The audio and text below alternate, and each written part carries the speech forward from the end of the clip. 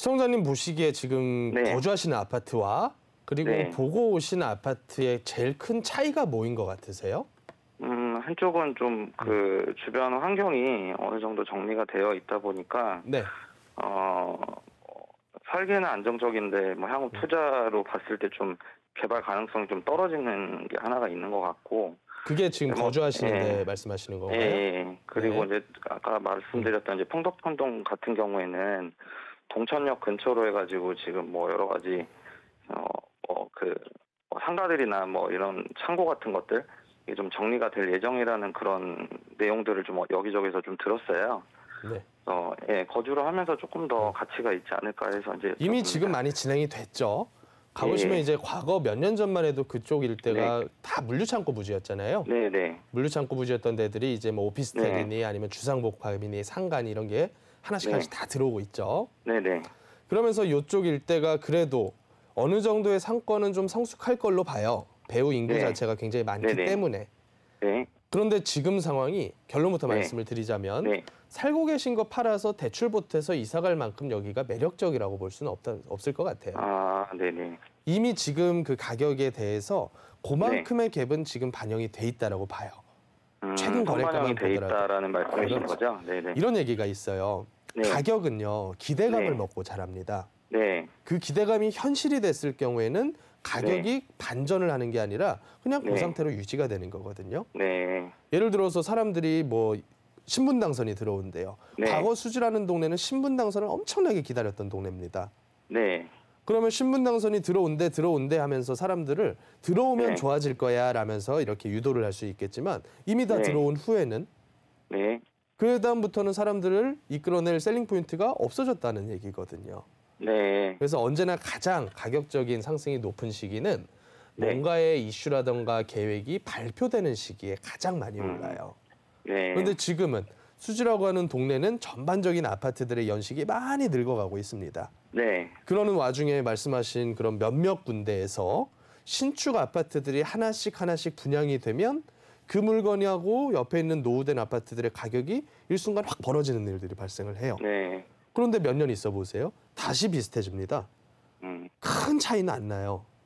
그래서 결론적으로는 이런 입지적인 부분에 대해서 이미 네. 가격적인 반영이 다 된 상태에서 하나씩 계획이 실현이 네. 되어가고 있는 그런 과정이라고 보시면 되고 그러면 이런 전반적인 설명을 들은 이후에는 우리가 뭘 따져봐야 되냐면 시기적으로 봤을 때 조금 더 대출을 많이 끌어다 공격적으로 접근해야 될 그런 시기가 있어요. 네. 그런 시기는 어떤 시기냐면 모든 정부의 규제라든가 아니면 금융시장의 변화라든가 모든 부분들이 투자라고 하는 걸 장려를 할 때가 있어요. 네. 예를 들자면 2014년도 7월 달에 최경환 경제부총리가 빚내서 집사라는 얘기를 했습니다. 네. LTV를 70%까지 풀어주면서 금리는 계속 밑으로 낮춰줬었고요. 재건축 관련 규제는 다 풀어줬었고요.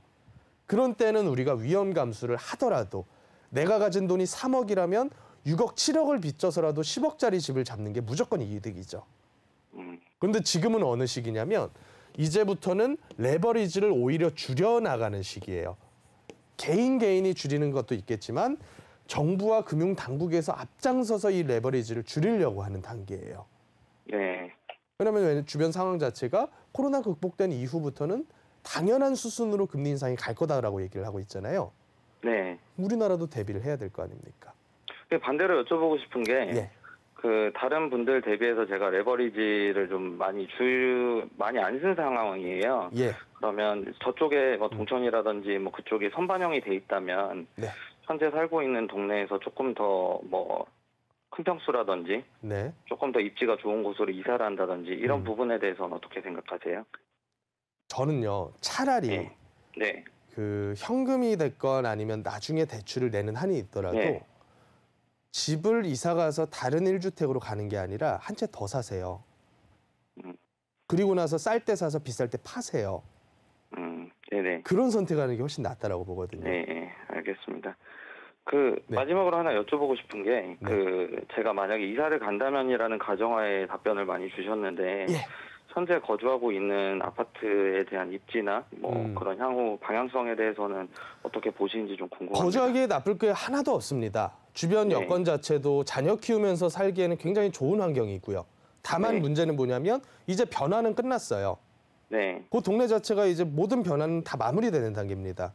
네. 일부 뭐 저기 용서고속도로 라인을 따라가지고 신축행위는 하나씩 되고는 있는데 네. 역세권 개발은 거의 다 끝났다고 보시면 돼요. 네네. 그러면 앞으로 서울 수도권, 특히나 경부 라인에 있는 그 신도시들 있죠. 네. 판교부터 시작해서 뭐 위례나 뭐 광교, 미사 이런 라인들이 어차피 서울 강남 일대 아파트 값을 따라가는 경향이 좀 크죠. 네. 그러면 강남 집값이 떨어졌다가도 다시 올라가면 얘도 따라가겠죠. 네. 그렇다 그래서 얘만 폭발력을 있고 폭발력 있게 혼자 가기에는 너무 셀링 포인트가 좀 적어진 그런 상태다라고 보시면 되겠죠. 네, 알겠습니다. 네. 그래서 나쁘지 않은 정도 수준의 그런 아파트다라고 저는 보고 있습니다. 네, 알겠습니다. 네. 그 시간이 조금 되면 하나만 더 여쭤봐도 될까요? 짧게만 자주 부탁드릴게요. 보는데 네. 짧게 네네네. 네, 근처에 뭐 그 신곡선이나 이런 뭐 그 네. 공원 같은 게 네. 나라에서 돈을 매입을 해가지고 정리를 좀 한다고 네. 하는데 예. 이런 부분들이 뭐 아파트 값에 좀 반영이 될지 아니면 그냥 큰 기대는 안 하시는 부수적인 게 걸로 좋아요. 봐야 됩니다. 네네, 너무 큰 기대는 안 알겠습니다. 하시는 게 네. 좋습니다. 네네, 알겠습니다. 네, 여기까지만 네, 정리드릴게요. 감사합니다.